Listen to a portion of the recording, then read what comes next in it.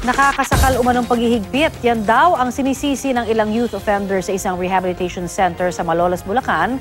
Kaya tumakas ang 23 kasamahan nila. Dumipensa naman po ang pamunuan ng rehab. Balitang hatid ni Emil Sumangin. Sa halip ng mga nakakumot na kabataan, mga pinagdugtong-dugtong na kumot ang dinatna ng mga social worker sa kwarto ng Tanglaw Pag-asa Youth Rehabilitation Center sa Malolos, Bulacan. Nakalambitin ng mga kumot mula sa bintanang nalagari na ang mga rehas.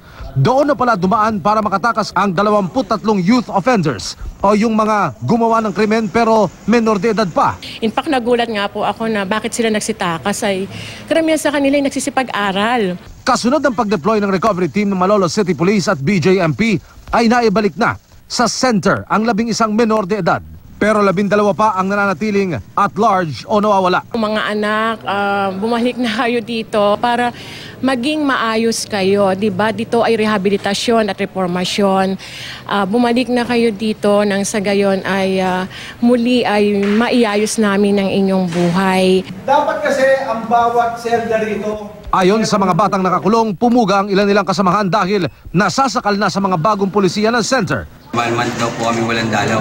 Bawal po kami dalawin. Tapos 1 linggo daw po kami nakakulong sa bawat room. Eh dati po hindi naman po malaya naman po kami nakababa po sa ganito. Pero ginawa po kasi nila kami ng biglang higpit po talaga.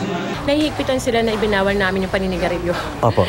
Binawal namin yung pagpasok ng inuming nakakalasing.